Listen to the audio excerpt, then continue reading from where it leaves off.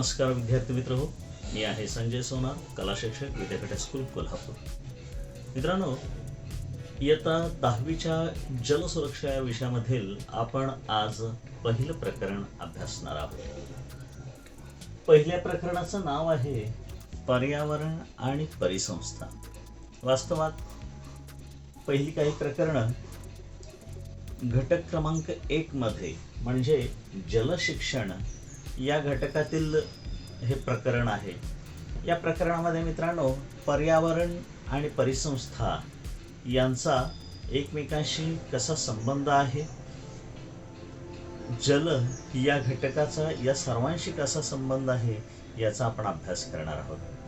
मित्रांनो, या ठिकाणी 2 शब्द मी लिहिले आहेत, पर्यावरण आणि परिसंस्था. या दोन्हीपैकी एक शब्द मात्र तुमच्या पूर्णतः ओळखीचा आहे, तो म्हणजे पर्यावरण. परिसंस्था थोडासा ऐकल्यासारखं वाटतं, आपण माहीत करून घेणार आहोत. परंतु तत्पूर्वी पर्यावरण म्हणजे नेमकं काय तर ते थोडंसं पाहूया. मित्रांनो, पर्यावरण म्हणजे एकमेकांवर प्रभाव पाडणाऱ्या जैविक आणि अजैविक, भौगोलिक आणि सामाजिक घटकांचं एक छान असं संतुलन म्हणजे आपण पर्यावरण म्हणू शकतो. या प्रत्येक घटकाच्या वापराला काहीतरी मर्यादा असतात मित्रांनो, आणि या सर्व घटकांचं संतुलन राखलं गेलं तरच नैसर्गिक साधन संपत्तीचा नाश होणार नाही. पर्यावरणामध्ये जैविक आणि अजैविक घटकांमधील आंतरक्रिया आणि त्या आंतरक्रियेशी संबंधित तत्वसिद्धांत यांचा अभ्यास या पर्यावरणामध्ये केला जातो. मित्रांनो, पर्यावरण म्हणजे नेमकं काय तर आपण एका वाक्यात उत्तर त्याचं देऊ शकतो. आपल्या सभोवताली जे काही आहे, आपला सभोवताल म्हणजे पर्यावरण. अगदी सोप्या शब्दात सांगायचं झालं तर. अर्थात या पर्यावरणाचे 2 प्रकार पडतात बरं का. एक आहे नैसर्गिक पर्यावरण आणि दुसरा मानवनिर्मित पर्यावरण. नैसर्गिक पर्यावरण म्हणजे काय? पृथ्वीच्या भूभागावर नैसर्गिकरित्या निर्माण झालेले विविध घटक पर्यावरणाचा भाग आहेत. उदाहरणार्थ पाणी आहे, हवा आहे, मृदा म्हणजे माती आहे, जंगल, प्राणी, जैविक घटक, हवामान आहे, वातावरण आहे, अशा अनेक गोष्टी. अशा नैसर्गिक पर्यावरणामध्ये विविधता आढळते मित्रांनो. महाराष्ट्राच्या नैसर्गिक रचनेनुसार अशी भिन्नता दिसून येते. पश्चिमेला असलेली सह्याद्री पर्वतरांगा, मध्यभागी असलेले दख्खनचं पठार आणि तसंच कोकणची किनारपट्टी, तसंच विदर्भ, खानदेश, असे विविध निसर्ग प्रकार आपल्या महाराष्ट्रामध्ये दिसून येतात. आणि दुसरा प्रकार म्हणजे मानवनिर्मित पर्यावरण. तुम्ही सहज ओळखाल. मानवानं आपल्या बुद्धीच्या बळावर नैसर्गिक पर्यावरणामध्ये आमूलाग्र बदल केले, जसे की मानवी वसाहती म्हणा, वाहतूक आणि दळणवळणासाठी रस्ते, हवाई मार्ग, जलमार्ग, रेल्वे मार्ग, उद्योगधंदे, बाजारपेठा. पृथ्वीवर जे जे घटक मानवनिर्मित आहेत त्याला एकत्रितपणे मानवनिर्मित पर्यावरण असं म्हटलं जातं मित्रांनो. या पर्यावरणामध्ये 2 प्रकारचे घटक आहेत. जैविक घटक पण आहेत आणि अजैविक घटक पण आहेत. या जैविक आणि अजैविक घटकांची परस्पर आंतरक्रिया कशी घडते, आपण थोडासा अंतर्मुख होऊन विचार करण्याची गरज आहे. इथे या संपूर्ण सृष्टीमध्ये प्रत्येक जण परस्परांवर अवलंबून आहे, हे आपण मागे पाहिलंय. याच्यामध्ये वनस्पतींची भूमिका बघा किती महत्वाची आहे. वनस्पती सूर्यप्रकाशापासून प्रकाश संश्लेषण प्रक्रियेद्वारे स्वतःमध्ये अन्न निर्मिती करतात. या वनस्पती उत्पादक गटामध्ये येतात, त्या स्वतः निर्मिती करतात आणि या वनस्पतीपासून बऱ्याच प्राण्यांना अन्न प्राप्त होतं, पशुपक्ष्यांना अन्न प्राप्त होतं, प्राण्यांना अन्न प्राप्त होतं. आता गंमत पहा, हे वनस्पती ही जैविक घटक आहे, जैविक उत्पादक घटक आहे. परंतु याच जैविक घटकांवर दुसरेही काही जैविक घटक अवलंबून आहेत. अर्थात या वनस्पतींना खाणारे, या वनस्पतींवर जगणारे बरेचसे पशु पक्षी प्राणी आहेत. या सर्वांना आपण प्राथमिक भक्षक म्हणूया. हे जे जैविक घटक आहेत हे प्राथमिक भक्षक आहेत. अर्थात ही वनस्पती खाऊन जगणाऱ्या प्राण्यांवर जगणारे इतरही आणखीन काही प्राणी आहेत. एवढी मोठी गंमत आहे ना. तर ह्या प्राण्यांना खाऊन जगणारे यांना आपण द्वितीयक भक्षक म्हणूया.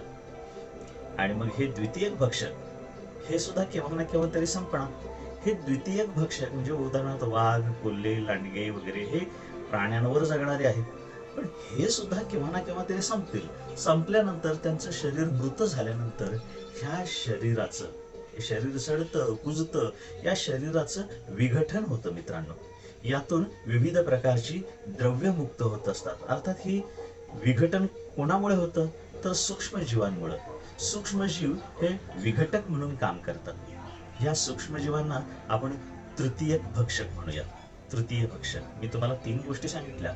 एक प्राथमिक भक्षक, द्वितीयक भक्षक आणि तृतीयक भक्षक. जैविक घटक कशा आहेत तर मुख्य जैविक घटक आहे वनस्पती, ही उत्पादक स्वरूपाची आहे. मात्र या वनस्पतींवर जगणारे, गवत खाऊन जगणारे, पालापाचोळा खाऊन जगणारे, यातले फळाफुलांवर जगणारे जे प्राणी पशु पक्षी आहेत हे सर्व प्राथमिक भक्षक. यांच्यावर जगणारे द्वितीय भक्षक आणि या शरीरावर म्हणजे या द्वितीय भक्षकांच्या शरीरावर जगणारे तृतीयक भक्षक म्हणजे सूक्ष्मजीव.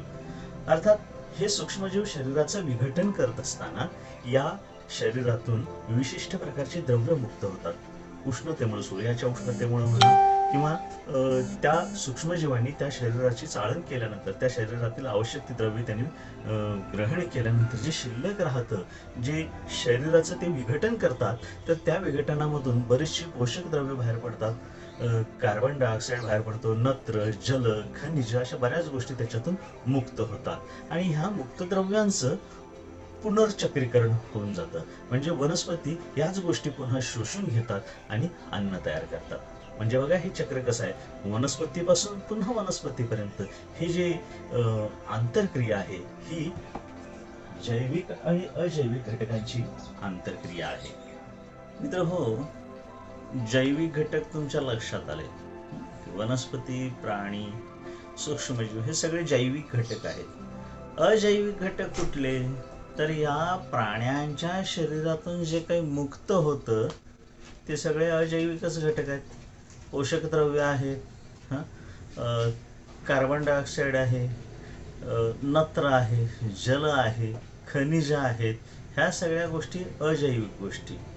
आता एक गोष्ट लक्षात घ्या, जैविक घटक आणि अजैविक घटक या दोघांची जी आंतरक्रिया आहे ही आंतरक्रिया सातत्यानं सुरू असते. हे एक चक्रच आहे.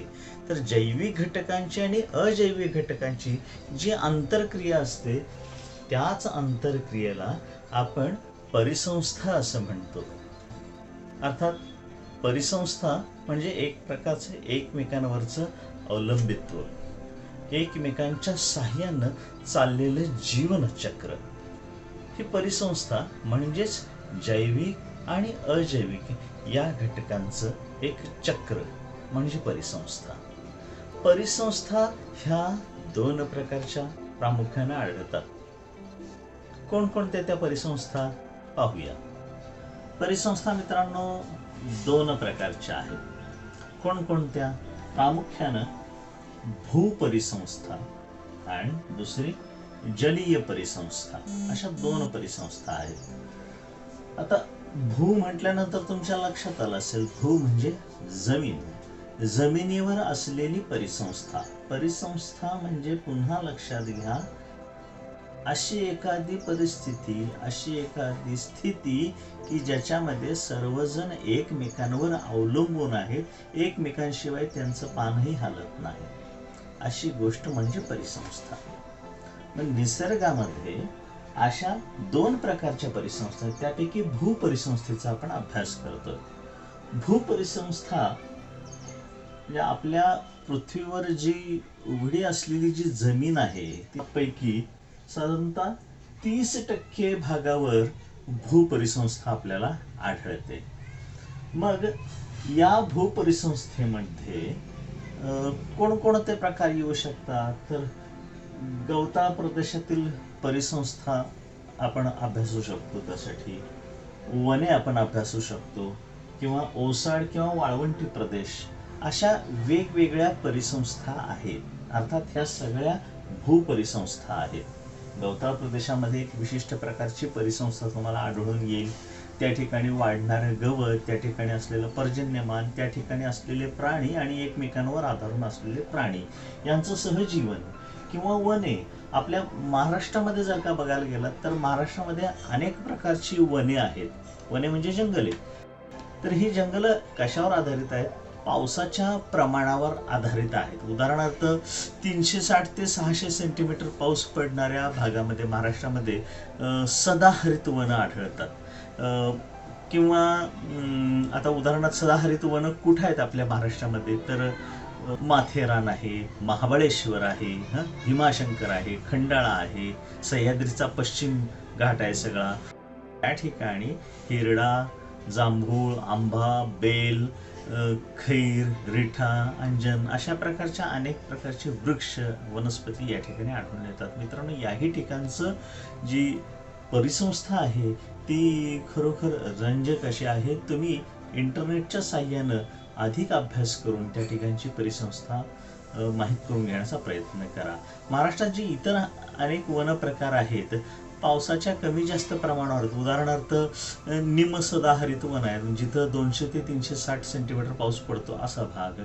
आर्द्र पानझडी वन आहेत, त्यानंतर शुष्क पानझडी वन आहेत, आणि खाडी काठची खाजण वन आहेत. अशी वेगवेगळी वनं आपल्या महाराष्ट्रामध्ये दिसत आहेत. तर ह्या संबंध वन प्रदेशांमध्ये जी भूपरिसंस्था आढळते ती सुद्धा वैशिष्ट्यपूर्ण आहे. मित्रांनो, तेवढंच नाही तर ओसाड किंवा वाळवंटी प्रदेशात सुद्धा परिसंस्था असते. आता वाळवंटाचा भाग बघा. तुम्ही म्हणणार वाळवंटामध्ये काय असणार आहे? नुसती वाळूच वाळू. तर मित्रांनो, आपण डोळ्याला दिसते म्हणून वाळू म्हणतो, परंतु त्या वाळूमध्ये सुद्धा जीवन अस्तित्वात आहे. दिवसा तिथं तापमान प्रचंड असतं आणि रात्री कडाक्याची थंडी असते वाळवंटामध्ये. तुम्ही जर वाळवंटासारख्या प्रदेशात गेलात तर तुम्हाला त्या ठिकाणचा फरक लक्षात येईल.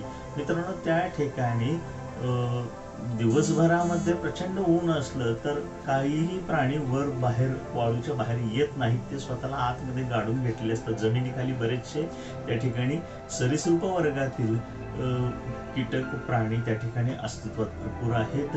शिवाय काही ढोलींमध्ये किंवा गुहांमध्ये प्राणी लपून राहिलेले असतात. परंतु जेव्हा अंधार पडायला सुरुवात होते तेव्हा हे त्या ठिकाणचे प्राणी बाहेर पडतात. त्याचबरोबर रात्रीच्या वेळेला वनस्पतीमधून विशिष्ट प्रकारचं बाष्प बाहेर पडतं आणि हे बाष्प पानांवर साठून राहतं. हे प्राणी आपल्या जिभेनं त्या पानांवरचं हे पाणी साठून घेतात. म्हणजे बघा, या ठिकाणी हे प्राणी कशा पद्धतीनं स्वतःचं जीवन व्यतीत करतात. फार अद्भुत अशी गोष्ट आहे. त्या ठिकाणी उंट वगैरे अशी तुम्हाला वाळवंटात उंट आढळतात हे तुम्हाला माहीत आहे. तर त्या परिस्थितीच्या वातावरणाला अनुरूप असणारे असे प्राणी जीवन त्या ठिकाणी बघायला मिळतं. ओसाड भागामध्ये किंवा वाळवंटी प्रदेशामध्ये असं विचित्र प्रकारचं परिसंस्था आपल्याला आढळून येते. मित्रांनो, ह्या भूपरिसंस्थेसोबतच आणखीन एका परिसंस्थेचा आपल्याला अभ्यास करायला पाहिजे, ती म्हणजे जलीय परिसंस्था. आता जलीय परिसंस्था म्हणजे काय? तर ज्या ठिकाणी पाणी आहे त्या ठिकाणी असलेलं सजीवन किंवा त्या ठिकाणी असलेलं सहसंबंधातील जैविक आणि अजैविक घटकांचं एक छान असं चक्र. तर कुठे कुठे आपल्याला जलीय परिसंस्था आढळू शकते? तर एक आहे नदी. नदी ही एक सुंदर अशी परिसंस्था आहे. दुसरं सागरी परिसंस्था, म्हणजे समुद्र जे आहेत ते सगळे, ते समुद्र सुद्धा एक छान अशी परिसंस्था आहे. याशिवाय आपल्या परिसरातील तलाव बघा, तलाव ही सुद्धा एक परिसंस्था आहे. मित्रांनो, या ठिकाणी पाण्याच्या ठिकाणी पाण्यातले जे जीव आहेत आणि पाण्याच्या आजूबाजूला असलेले हे जीव हे एकमेकांवर अवलंबून असतात. साधा आपण एखादा तलाव घेऊया किंवा एखादी नदी घेऊया, तर त्या नदीमध्ये अनेक प्रकारचे असे घटक आहेत की जिथं अगदी मोठे मोठे जलचरांपासून छोटे छोटे सूक्ष्म जलचरांपर्यंत आणि त्याही पेक्षा अत्यंत सूक्ष्म असे, आणि शिवाय शैवाल आहे, वनस्पती आहेत पाण्यातले, छोटे छोटे बारीक बारीक कीटक वगैरे आहेत पाण्यामधले, हे सगळे एकमेकांवर अवलंबून आहेत. मोठा प्राणी दुसऱ्याला खातो, दुसरा त्याच्यापेक्षा छोट्याला खातो, तो त्याच्यापेक्षा छोट्याला खातो. अशा पद्धतीनं हे जीवनचक्र त्या ठिकाणी सुरू आहे. त्या पाण्यावर इतरही पशु पक्षी वृक्ष लता वेली सगळ्या अवलंबून आहेत. हे त्यांचं परस्परातील सहजीवन आहे. यातले जेव्हा प्राणी मरतात त्या मेलेल्या प्राण्यांवर सुद्धा तृतीयक भक्षक त्याच्यावर अवलंबून असतात. तर हे असं सुंदर असं हे सहजीवन आहे. जैविक आणि अजैविक घटकांचा सुंदर असा संबंध आहे. मित्रांनो, या सगळ्या परिसंस्थांचा, भूपरिसंस्थांचा, जलीय परिसंस्थांचा आपण अधिक विचार का करायचा आहे, या परिसंस्थाचा आपण अभ्यास का करत आहोत, तर ह्या सर्व परिसंस्था महत्वाचा घटक म्हणजे पाणी या घटकावर अवलंबून आहेत. पाण्याशिवाय ह्या परिसंस्था चालूच शकणार नाहीत. पाणी हे नितांत गरजेचं आहे. आणि त्याचबरोबर ह्या परिसंस्थांमध्ये जर का काही गडबड झाली तर काही विशिष्ट प्राण्यांची अमर्याद वाढ होऊन त्याचे तोटे सुद्धा आपल्याला होऊ शकतात. उदाहरणार्थ, आता भूपरिसंस्थेचा आपण थोडासा विचार करूया. मागे मध्यंतरी आपल्याला काही बातम्या अशा आल्या होत्या की बिबट्या शहरामध्ये आला, किंवा माजलेले हत्ती एकदम शहरामध्ये किंवा शेतामध्ये सुटलेले आहेत, किंवा कोल्हे किंवा गवा वगैरे असे प्राणी शहराकडे यायला लागले. शहराकडे येण्याचं काय कारण आहे? काय त्यांना काय हॉटेलमध्ये आस्वाद घ्यायचा आहे? नाही मित्रांनो, हे प्राणी त्या ठिकाणी काहीतरी विशेष बिघाड झाल्यामुळे हे प्राणी या ठिकाणी अन्नाच्या शोधामध्ये इथपर्यंत आलेले असतात. बिबट्या इकडे येण्याचं कारण काय? त्याला जर का त्या ठिकाणी त्याचं सावज नाही मिळालं तर तो शहरापर्यंत शोधायला येऊ शकतो. या ठिकाणी त्याला कुत्री, बांधलेल्या शेळ्या वगैरे त्याला मिळू शकतात. मग त्याला तिकडं हरिणं वगैरे खायला मिळाली नाहीत का? निश्चितच मिळालेली नसणार आहेत. कारण काय की समजा जर त्या ठिकाणी पाऊस झाला नसेल, वनं वाढलेली नसतील, गवत खायला मिळालं नसेल, तर त्या ठिकाणी असलेले प्राणी सुद्धा, त्या गवतावरचे प्राणी सुद्धा जगू शकणार नाहीत. गवत खाऊन जगणारे जे प्राणी आहेत ते जर का त्यांची उत्पत्ती तिथं झालेली नसेल तर हर वाघ, सिंह, लांडगे, कोल्हे भुकेले राहणार आहेत. ते स्वतःची भूक, ते काय गवत खाणार नाही आहेत, ते स्वतःची भूक शमवण्यासाठी हे शहराकडे निश्चितच येणार आहेत. म्हणजे पहा, पाणी किती महत्वाचं आहे. पाण्याचं जर दुर्भिक्ष झालं, पाणी नाही मिळालं तर या भूपरिसंस्थेचं जे सहजीवन आहे, सहसंबंध आहे, हे बिघडू शकतो आणि मानवी जीवनावर त्याचा निश्चित वाईट परिणाम होऊ शकतो. तेव्हा मित्रांनो, आपण कटिबद्ध असलं पाहिजे की पर्यावरण आणि परिसंस्था याचा जाणीवपूर्वक अभ्यास करून जी काही निसर्गाची रचना आहे त्याच्यामध्ये फारशी तोडमोड न करता माणसानं जगण्याचा प्रयत्न केला पाहिजे. उलट प्रशासनानं या गोष्टीकडे लक्ष द्यायला पाहिजे की असलेल्या आपल्या नद्यांचे परिसर, नदीचं पाणी कुठंपर्यंत येतं तिथपर्यंतचा सगळा परिसर सुस्थितीत संरक्षित ठेवणं गरजेचं आहे. त्याच्यामध्ये कोणत्याही प्रकारची बांधकामं किंवा अन्य कुठलेही उद्योग त्याच्यामध्ये करता कामा नयेत, किंवा नागरिकांना सुद्धा तशी सूचना देऊन ही नदी क्षेत्र किंवा तलाव क्षेत्र हे सांभाळण्याचा प्रयत्न कसोशीने केला पाहिजे. जर का ती खराब होत असतील, त्याच्यामध्ये केंदाळ किंवा अनावश्यक गोष्टी वाढत असतील तर ते साफ करण्याचे उपक्रम नागरिकांच्या मदतीनं प्रशासनानं देखील ते करणं गरजेचं आहे. मित्रांनो, असं जर का केलं तर आपल्या परिसरातील तलाव, नदी किंवा वनप्रदेश असतील तर हे वनप्रदेशांचं संरक्षण होईल. ह्या परिसंस्था त्या ठिकाणच्या टिकून राहतील आणि निसर्गाचं चक्र अत्यंत सुंदर अशा पद्धतीनं टिकून राहू शकतं. वन परिसंस्थेचा सुद्धा आपण खूप काळजीपूर्वक सांभाळ केला पाहिजे. अनावश्यक गोष्टी करता झाडे तोड करून जर का आपण जंगलं नष्ट करण्याचा प्रयत्न केला तर त्याचा परिणाम आपल्या भविष्यावर निश्चितच होणार आहे, या प्राण्यांवर होणार आहे. तर मित्रांनो, जलसुरक्षेमध्ये पर्यावरण आणि परिसंस्था या घटकामध्ये पाण्याचं किती महत्त्व आहे हे पुन्हा एकदा या प्रकरणातून सिद्ध होतं.